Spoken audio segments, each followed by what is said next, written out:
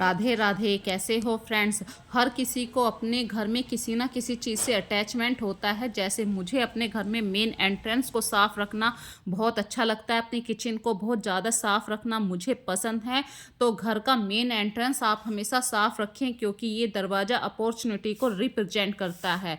घर की बेनिफिट वाली चीज़ें जैसे मनी है, पैसा है, धन, वो सब इसी गेट से एंट्री करते हैं। हमारे घर परिवार के सदस्य, कोई भी गुड न्यूज़ हो, घर का कोई भी सामान हो, वो सब इसी गेट से आते हैं। जितनी भी खुशियाँ आप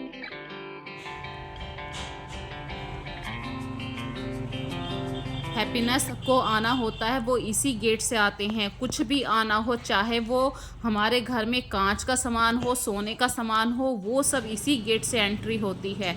तो अपने गेट के मेन एंट्रेंस पे कुछ ना कुछ आपको ऐसा काम करवा कर रखना चाहिए, जैसे ओम है, कोई भी स्वास्तिक है, या कोई भी ऐसा गोल्डन वर्क, गोल्डन पेंट होते हैं, उससे कोई भी डिजाइन बनाकर रखें। तो ये सब चीज़ें ऐसी होती हैं कि आपके घर के अंदर पॉजिटिव चीज़ों को अंदर लेती हैं। और घर के मेन एंट्रेंस पर धूप का होना बहुत ज़रूरी है। थोड़ी सी देर के लिए यदि धूप आती है तो समझ जाइए आपके घर से सूरज देवता ने नेगेटिव एनर्जी को बाहर कर दिया है। तो नेगेटिव एनर्जी को सबसे ज़्यादा सूरज से ही दूर किया जा सकता है। यही थी आज की छोटी सी टॉपिक मेरी इस वीडियो की। चलिए स्टार्ट करते हैं अपनी इस वीडियो को। यदि आप मेरे चैनल पर पहली बार आए हैं तो मेरे चैनल को सब्सक्राइब कर लीजिए। मेरा जो चैनल है ये एक हाउस होल्डिंग का चैनल है, जिस पे मैं अपने डेली रूटीन की वीडियो डाला करती हूँ। यदि आप इस चैनल को पसंद करते हैं तो एक लाइक कर दीजिए। और हाउस होल्डिंग का जो काम होता है ऐसे ही मिनटों में नहीं हो जाता। हमें हर काम को टाइम के अकॉर्डिंग लेना पड़ता है। जैसे अभी फुर्सत के कुछ पल हैं तो मैंने सबसे पहले अपने मेन एंट्रेंस को साफ़ किया है। मेन एंट्रेंस को साफ़ कर देते हैं तो दिल को भी इतना अच्छा सा लगता है। आप सुबह को चाहे 4 बजे उठिए या 8 बजे उठिए। देखिए 8 बजे तो खैर मैंने ज़्यादा बोल दिया, क्योंकि सभी घरों में कोई ऑफिस जाता है, कोई बच्चे स्कूल जाते हैं, तो इसलिए 8 बजे तो नहीं, हाँ 7 बजे या 6 बजे भी उठ रहे हैं। तो यदि आपने सिर्फ 2 मिनट भी अपने मेन एंट्रेंस गेट को दे दी हैं, तब भी वहाँ से कोई भी नेगेटिव एनर्जी आपके घर में एंट्री नहीं करेगी। तो ये भी किसी ने बोला था कि आपका जो घर होता है वो एक मंदिर होता है, और मंदिर को सबसे पहले साफ़ किया जाता है, जब ही जाके हम पूजा करते हैं। तो मेरे घर का जब मैंने एंट्रेंस साफ़ किया है, मंदिर को साफ़ कर दिया है, तो इसका मतलब है मैंने अपने घर के मेन एंट्रेंस को साफ़ करके मैं अब किचन में जाऊंगी, ताकि अपने बच्चों को टाइम से स्कूल भेज पाऊँ, कॉलेज भेज सकूँ, या मतलब ऑफिस भेज सकूँ उनको, अपने हस्बैंड को। तो ये छोटी सी जिम्मेदारी है। कहने को तो कोई भी कह सकता है कि करते क्या हैं हम, लेकिन ये घर जो होता है ये हमारे कंधों के ऊपर होता है। आप अपने हस्बैंड पे भी ज़्यादा फोर्स नहीं कर सकते, क्योंकि उन्हें बाहर जाना होता है और बाहर इतनी सारी टेंशन है। हम लोगों के पास सिर्फ ये घर घर का काम होता है, जिसको हम अपने अकॉर्डिंग हैंडल कर लेते हैं। लेकिन बाहर कौन आदमी कैसे माइंड का है ये हमें कुछ नहीं पता। उन सब हेडेक को झेलने के लिए आपके हस्बैंड हैं। और कभी कभी आपने सुना भी होगा, आपके हस्बैंड कभी भी आराम से कह देते हैं कि कोई भी चिंता करने की बात नहीं है, मैं हूं ना। तो उनके इस वर्ड में मैं हूं ना तो बहुत कुछ छिपा हुआ होता है। ये मैं हूं ना ना परिवार को चलाता है, परिवार को जोड़ता है। इसका मतलब ये होता है कि मैं बाहर की सारी टेंशन मैं ले लेता हूँ, तुम घर परिवार को संभालो।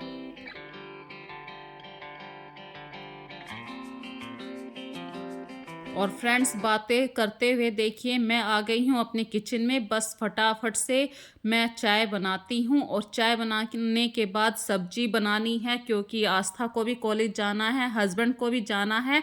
और कोशिश करती हूँ हर किसी को टाइम से मैं प्रॉपर खाना दे सकूँ, क्योंकि कहीं ना कहीं मेरा मन भी दुखी हो जाता है यदि कोई भी परिवार का, फैमिली का कोई भी सदस्य भूखा जाता है, तो उस दिन मेरा भी मन नहीं लगता है। तो उस दिन मुझे ऐसा लगता है कि आज मैं 2 मिनट पहले उठ जाती तो मेरा परिवार का कोई भी सदस्य बाहर भूखा नहीं जाता। तो फ्रेंड्स, अभी काफ़ी टाइम है, क्योंकि अब दिन में फ़र्क आ चुका है। और जब दिन में फ़र्क आ जाता है तो हमारे पास काफ़ी टाइम बचने लगता है। एक तो बाहर अभी बच्चों के एग्ज़ाम चल रहे हैं, दूसरी क्लासों के बोर्ड एग्ज़ाम चल रहे हैं, तो कार्तिक अभी स्कूल नहीं जा रहा है और आस्था भी करीब 9 बजे के आस-पास जाती है। और जैसा ये फरवरी का लास्ट वाला टाइम चल रहा है, इस समय 9 बजना भी ऐसा लगता है कि कितने 12 बज गए हैं। दिन में काफ़ी अच्छा बदलाव हो चुका है। हर एक तो जल्दी आँख खुल जाती है, तो हर चीज़ अपने टाइम से प्रॉपर होने लगी है। वही डेली रूटीन के काम हम पहले भी करते थे, लेकिन सर्दियों में ये टाइम हमारे पास कम बचता था। और अभी थोड़ी-सी फुर्सत थी तो मैं इन कपड़ों को फ़ोल्ड करने के लिए आ गई थी, क्योंकि गरम-गरम खाना खाने में ही स्वाद आता है, ठंडा खाने में स्वाद नहीं आता है। तो अभी सब अपने-अपने नहाने-धोने की तैयारी कर रहे हैं और मैंने ये कपड़ों को फ़ोल्ड करने की तैयारी कर दी। तो ये जो ट्रिक मैं अभी आपके सामने शेयर कर रही हूँ, ये मैंने अपनी एक पहली वीडियो में अच्छी तरीके से आप सबके सामने रिप्रेजेंट करी है, कि मैं अपने घर के कपड़ों को किस-किस तरीके से फ़ोल्ड करती हूँ। यदि आप नए तरीके से फ़ोल्डिंग करने की टेक्निक सीखना चाहते हैं, तो आप मेरी पहली वीडियो देख सकते हैं, कपड़ों को फ़ोल्ड करने की ट्रिक। ये वीडियो का टाइटल है। तो फ्रेंड्स, चलिए ये बातें तो रहीं, जल्दी से जल्दी मैं भी अपनी किचन में पहुँचने वाली हूँ।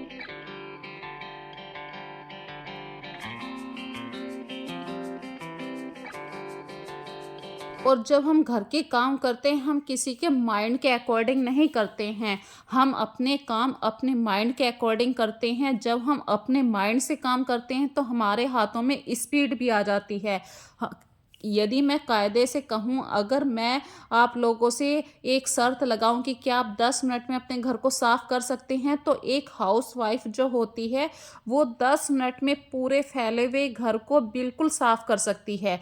ये हम हाउसवाइफ के अंदर एक छोटी-सी टेक्निक होती है, छोटी-सी ट्रिक होती है, कि चाहे कितना भी बच्चों ने घर फैला रखा हो, हम सभी हाउसवाइफ जो भी अपने-अपने घर परिवार को जिस भी हैंडल से किसी भी तरीके से हैंडल करती हैं, वो अपने घर को सिर्फ़ 10 मिनट में इतना साफ़-सुथरा कर सकती हैं। यदि अचानक से कोई मेहमान आने का पता चल जाए ना, कि हमें कि 10 मिनट में फलाँ नाम का बंदा आने वाला है और मेरे घर का बुरा हाल है, तो 10 मिनट में, उससे भी कम टाइम में मैं अपने घर को इस तरीके से अरेंज कर दूँगी। तो ये टेक्निक सिर्फ़ हम लेडीज़ के हाथ में होती है। यदि ये टेक्निक आप लोगों में से किसी के भी पास है, तो प्लीज़ मुझे फ्रेंड्स कमेंट करके बताना, क्योंकि अक्सर मेरे साथ तो ऐसा होता है।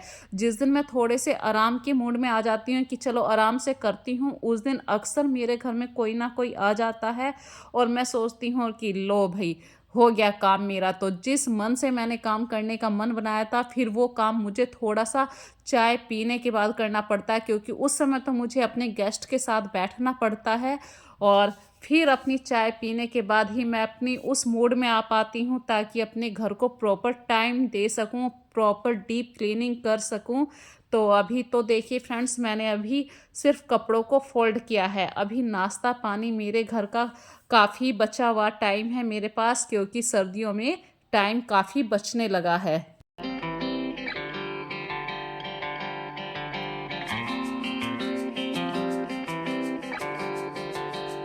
तो टाइम पे याद आया फ्रेंड्स, टाइम मैनेजमेंट भी ज़रूरी है, लेकिन उसके साथ-साथ हमें अपने काम में परफेक्शन भी लानी होती है।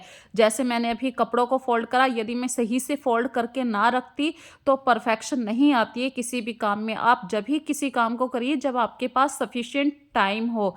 तो देखिए, कपड़ों को फ़ोल्ड करने के बाद मैं आ गई हूँ अपनी किचन में। सभी अपने-अपने नहाने का काम निपटा चुके हैं। किसी ने पूजा करी है, किसी ने कुछ काम करा है, किसी ने अपने घर के ये छोटे-मोटे से काम में हेल्प करी है। तो मैं आ चुकी हूँ किचन में। सभी के लिए पेट पूजा के लिए कुछ ना कुछ बनाना है, तो मैं बना रही हूँ आज चने, गेहूँ और चने की रोटी। तो सबसे पहले तो ये थोड़ा बहुत जो सामान फैला फैला हुआ है, इसको समेट देती हूँ और मैं बना रही हूँ, देखिए ये है गोल-गोल रोटी गेहूँ और चने की। ये रोटी फ्रेंड्स गोल-गोल जो बनी है, ये चकले से नहीं बनाई है, मैंने हाथ से बनाई है।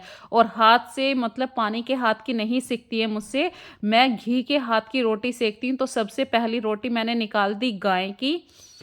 देखिए, मैं अभी वीडियो में अपनी आवाज़ इसलिए नहीं दिखा सकती हूँ, क्योंकि पीछे टीवी की वॉल्यूम ज़्यादा है और टीवी की आवाज़ आ गई तो कहीं कॉपीराइट या स्ट्राइक ना पड़ जाए, मैं इन बातों से डरा करती हूँ। तो गरमा-गरम पहली रोटी तो चलेगी गाय की और दूसरी रोटी है परिवार के लिए। तो रढ़ी-रढ़ी रोटी खाने का कुछ अलग ही स्वाद आता है और वो भी गेहूँ चने की हो, हेल्दी रोटी है, इस पे घी रख के सूखी सब्जी हो, वाह, वाह, वाह! क्या कहना भई, मुँह में पानी आ रहा है फ्रेंड्स। यदि आप लोग भी इस तरीके से खाते हैं तो मुझे कमेंट करके ज़रूर बताइए। हर व्यक्ति कोशिश तो बहुत करता है अपने घर को एक कंप्लीट परफेक्शन के साथ अपने घर के काम को फिनिश कर सके, लेकिन कभी-कभी घर में ऐसा भी हो जाता है कि कंप्लीट परफेक्शन नहीं मिल पाता है। जैसे कि अभी देखिए मैंने अभी सब्जी रोटी बनाई है, लेकिन हस्बैंड ने कहा कि सिर्फ मैं एक रोटी खाऊँगा। आस्था बोली कि नहीं मम्मी मैं सिर्फ आधी रोटी। तो मतलब सामने वाला तो इतने मन से रोटी बना रहा है, लेकिन बच्चे जब ये कह देते हैं ना कि मैं तो आधी रोटी खाऊँगा, तो अब आधी रोटी में देखिए सामने वाला बच्चे का क्या होगा। तो खैर ये बातें रही, सभी अपने-अपने टाइम से निकल चुके हैं, तो ये होता है एक टाइम मैनेजमेंट। हर किसी को टाइम से ऑफ़िस भेजना है, कॉलेज भेजना है, ये ज़िम्मेदारी एक हाउसवाइफ़ के कंधों पर होती है।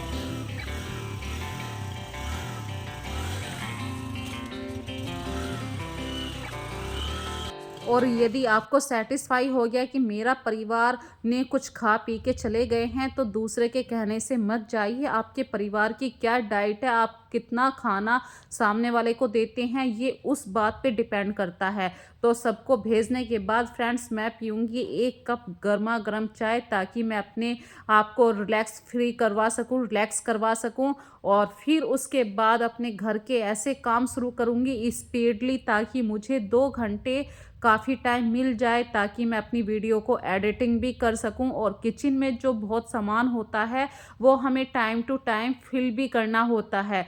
जैसे मैंने अभी शक्कर का डिब्बा दिखाया था, या ये गुड़ है, गुड़ को भरकर रखना है, गुड़ ख़त्म हो रहा था मेरे घर में। तो ऐसे कितने अनकाउंटेबल काम होते हैं जिनको काउंटिंग में नहीं लिया जा सकता है। और सभी सोचते हैं कि हम करते क्या हैं, सिर्फ कपड़े धोए हैं, खाना बनाया है और ये आपका झाड़ू पोछा है, खाना बनाया, मतलब 4 ही काम गिने जाते हैं। लेकिन किचन में अनकाउंटेबल काम होते हैं। यदि आप एक तरीके से लग जाए ना किचन में, तो किचन में से 5-6 घंटे तो ऐसे ही निकल जाते हैं। ना करने को तो आप 1 मिनट में भी कुछ नहीं है कि कौन गैस साफ करेगा, ऐसे ही रह जाओ। लेकिन जो डीप क्लीनिंग होती है ना, वो डेली करनी होती है।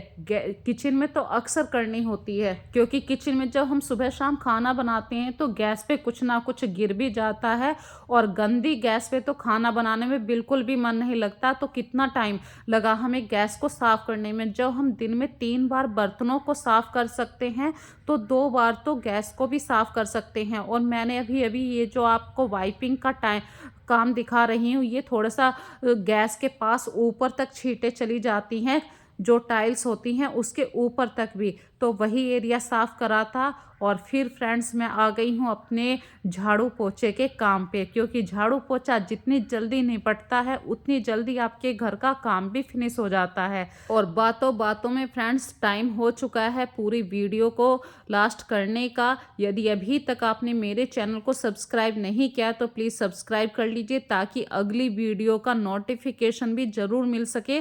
तो इसके लिए आपको बेल आइकन को क्लिक करना होगा। और फ्रेंड्स अपने कमेंट ज़रूर दिया कीजिए, क्योंकि आप लोग जब कमेंट करते हैं तो मुझे पता चलता है कि हाँ भाई मैंने कोई गलती करी है या नहीं करी है।